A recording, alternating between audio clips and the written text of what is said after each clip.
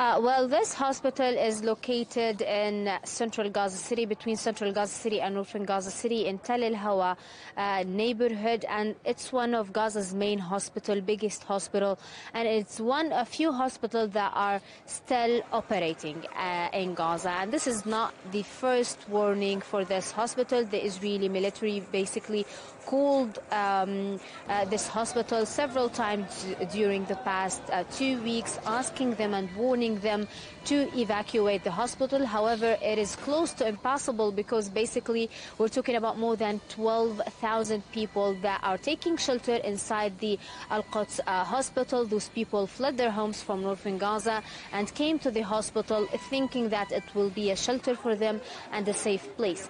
Adding to the people that are taking shelter, we're talking about more than 400 people who are either patients, people injured, people that had operations, pregnant women that just delivered babies. Those people are staying in the hospital, and it's going to be a very hard process to evacuate them somewhere else. And the biggest question is where to evacuate them. So basically the director of the hospital, the doctors, the nurses, and the people taking shelter took the decision of not leaving the hospital despite the Israeli continuous warning. And Noor, this news of people storming the UN warehouses looking for food, how desperate are things getting up and down Gaza?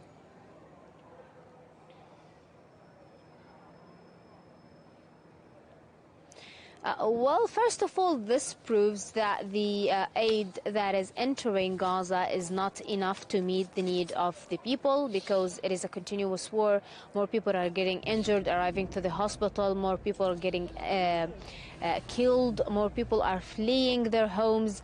They have no food, no water, no electricity. Even the communication, yes, the communication did come back, but it is only in some areas around the Gaza Strip. Most of the people who are residing in northern Gaza do not have access to internet or phone calls, networks, nothing. So the people that actually stormed to the storages of the UN today, most of them are people residing in northern Gaza. And the reason behind this is because basically they are thirsty, they are hungry. The UN does not even operate on those areas. Most of the aid that enters the Gaza Strip, the UN workers distribute it on schools and hospitals in southern Gaza and on people that are taking shelter in southern Gaza, not northern Gaza. And this is what is making the things more complicated and get even worse here in Gaza. And let me also mention something today in a press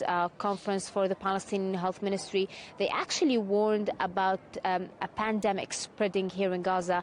And the reason why is because there is thousands of Palestinians taking shelter in the hospitals with their cloth tents next to tents that have the bodies of those killed, next to the beds of those who were injured. All of these people are closed in a yard with no electricity, with no access to food or access to clean water. So the health ministry and the health system here in Gaza is deteriorating and actually collapsing.